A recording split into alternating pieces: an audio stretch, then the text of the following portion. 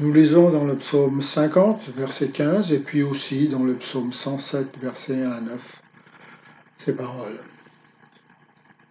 Invoque-moi au jour de la détresse, je te délivrerai et tu me glorifieras. Quand nous avons des problèmes, nous savons qui appeler. Par exemple, s'il y a le feu, nous appelons les pompiers. S'il y a une fuite de gaz, nous appelons les Cybel Gaz en Belgique ou alors le Gaz de France. Si on a des problèmes sociaux, on appelle une assistante sociale. Des besoins d'argent, on va à une banque. Recherche d'un travail, l'agence de l'emploi. Troubles psychiques, un psychologue. Spécialiste pour les enfants, un pédiatre. Problème d'ouïe, de voie respiratoire, un ORL. Mais, mais, se peut-il que l'angoisse de votre conscience soit traitée par votre boucher de famille? Se peut-il que votre culpabilité à commettre de petits péchés cachés puisse être effacée par un marchand de journaux? Et la peur de la mort? Se peut-il que le bourgmestre, le maire de votre petit village que vous avez élu puisse trouver une solution à cela? Si je regarde dans les pages jaunes de l'annuaire téléphonique ou sur mon ordinateur, je trouve beaucoup de gens hautement qualifiés pour m'aider dans bien des domaines. Mais, qui peut me délivrer de mes jalousies, de mon mauvais caractère? Qui peut éradiquer de moi l'égoïsme, l'orgueil, la vanité? Se peut-il qu'il y ait quelqu'un, quelque libérateur pour me délivrer de mes mauvaises actions, des mauvaises pensées, mauvaises paroles, quelqu'un qui peut rendre pur ce qui est impur en moi, qui peut absoudre ce qui est coupable, qui peut rendre aimant ce qui est détestable, qui peut sanctifier ce qui n'est que péché? Quelqu'un peut-il briser, transformer, façonner, faire renaître ce qui tient du domaine de l'âme au plus profond de moi? Je regarde et regarde encore dans les pages jaunes et puis sur l'ordinateur, feuilletant cet annuaire très scrupuleusement, essayant de trouver quelle est la personne hautement qualifiée qui saura résoudre mon grave problème si personnel.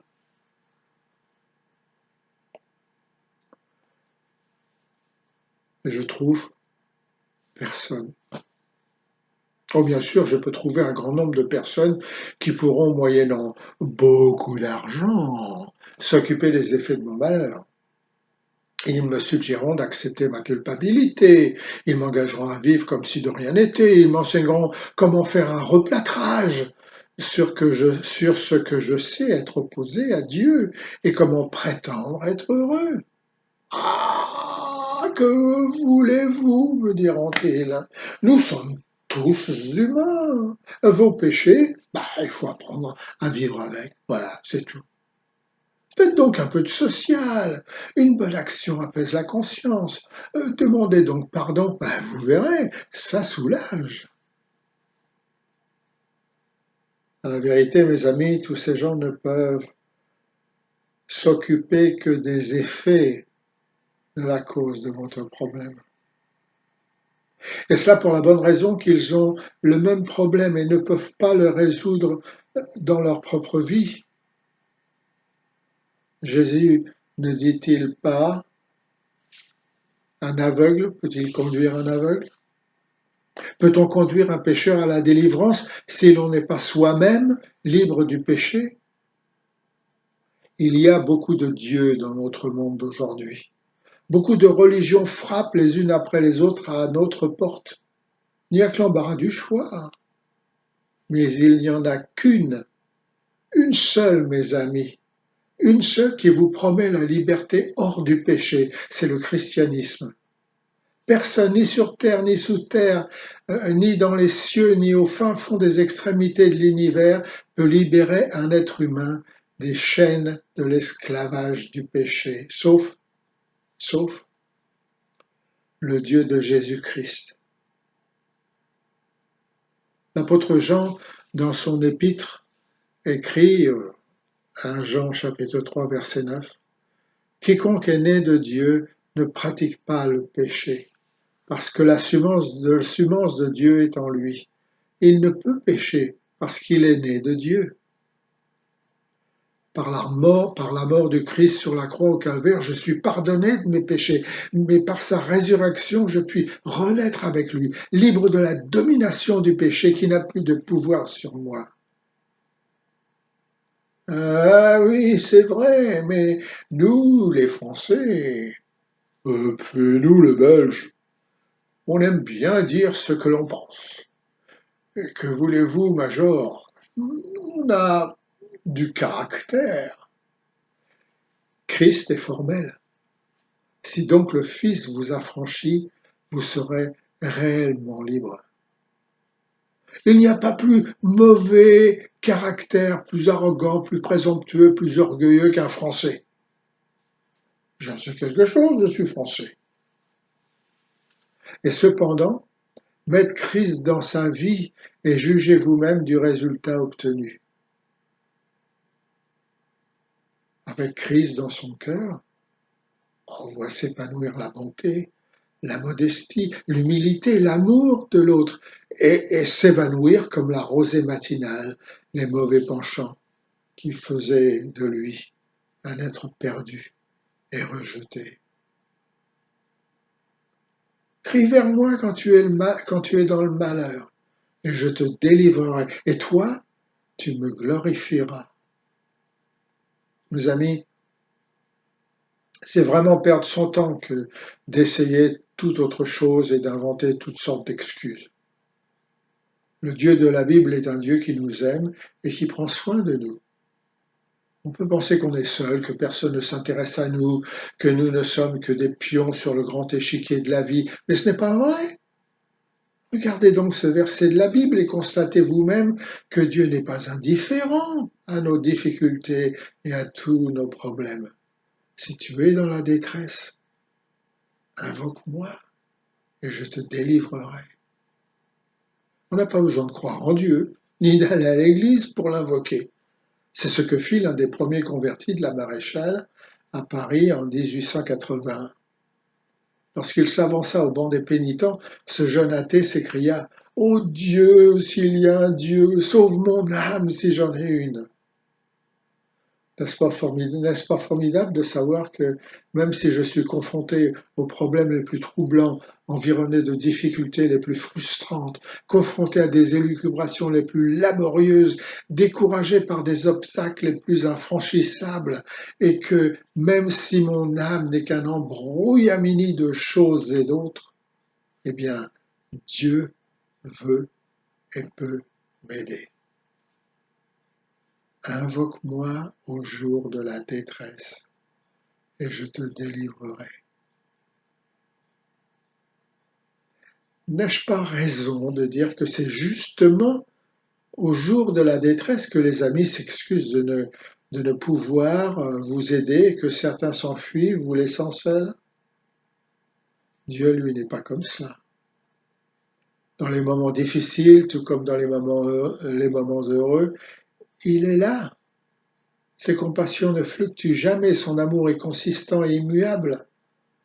Peut-être pensez-vous que Dieu ne devrait pas se mêler de ce qui ne le regarde pas, que nos affaires ne sont pas ses affaires. Mais relisez encore attentivement ce verset du psaume 50. Invoque-moi, dit-il. Dieu sait ce qui se passe. Il voit le malheur dans lequel nous pataugeons, mais il n'interviendra pas par respect pour notre liberté, jusqu'à ce que nous l'invoquions.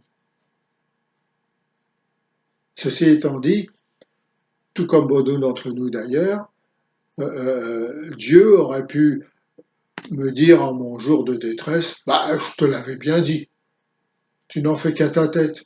C'est ta faute si tu t'es mis dans ce pétrin. » Mais Dieu n'est pas un Dieu vengeur. Vous savez, ce ne sont pas nos attitudes qui concernent Dieu, mais la cause de notre détresse. Voilà pourquoi il sait que si nous faisons appel à lui, il sera capable de nous aider et de nous délivrer. Je sais que cela semble un peu hypocrite de l'appeler lorsque nous avons des problèmes, alors que lorsque nous n'en avons pas, Dieu, on s'en fout. Mais Dieu, lui, ne s'inquiète pas de cela. Tendrement, il nous dit, invoque-moi au jour de la détresse. Invoque-moi et je te délivrerai. Notre amour à nous les humains est souvent inconsistant, versatile et frivole. L'amour de Dieu est constant, durable, inaltérable, invariable. La Bible ne proclame-t-elle pas Dieu nous aime d'un amour éternel? Jamais Dieu ne laisse qui se confie à lui. Si le monde m'oppresse, Jésus est mon appui. Ce grand Dieu tendre et fidèle garde en sa paix les siens pour la vie éternelle et les combles de ses biens. Voilà ce que nous chantons à l'armée du salut. Nous ne méritons pas cet amour, mais lui, il nous aime. Invoque-moi au jour de la détresse, je te délivrerai, qui que tu sois. Bien sûr, c'est honteux, ignoble, malhonnête d'user Dieu, l'amour de Dieu comme cela. Mais lui, il s'en moque, il ne regarde pas cela. Son amour pour nous est authentique, véritable et sincère. Bien sûr, il préférerait que nous l'invoquions dans les moments de joie afin de les partager avec nous. Mais tant pis, tant pis. Que nous l'invoquions, c'est ce qu'il attend patiemment de nous. Nos petites philosophies nous satisferont au jour de postérité, mais lorsque les troubles apparaîtront, lorsque les ténèbres nous envelopperont, lorsque la détresse nous envahira et que la maladie nous assaillera, nous aurons alors besoin d'un peu plus que nos petits raisonnements esthétiques, nos sophismes éphémères. Dieu est celui dont nous avons besoin, prêt à nous aider dans nos malheurs, et je crois qu'il est ici maintenant pour cela. Un docteur vous aidera s'il le peut. Il prescrira un certain remède, une certaine potion, sans cependant vous garantir la guérison. Attention, le risque sera du côté du patient. Mais écoutez ce que Dieu dit, je te délivrerai. Alors vous voyez mes amis, Dieu, lui, garantit le résultat. Lui, il prend le risque. Je te délivrerai. Aujourd'hui, vous invoquez son nom. Il vous délivrera. Tous ceux qui veulent devenir de vrais enfants de Dieu ressentent ce besoin intérieur d'être délivrés, non de fardeau journalier, non de maladies même mortelles. Ceci n'empêche pas Dieu de les guérir s'il le veut, mais plus précisément d'être délivrés du péché. Voulez-vous être libérés de cette nature pécheresse qui ronge votre vie et vous oblige à faire ce qui est mal alors que vous désirez faire le bien? Alors venez à Jésus. Retournons ensemble à la croix de celui qui a la puissance de nous délivrer. Abandonnons-nous entre ses mains et disons-lui, prends mon corps, prends mon âme, que tout en moi soit à toi, que par ta divine flamme, tout mal soit détruit en moi. Oui, prends tout, Seigneur. Amen. Le Seigneur vous bénisse. Bonne journée.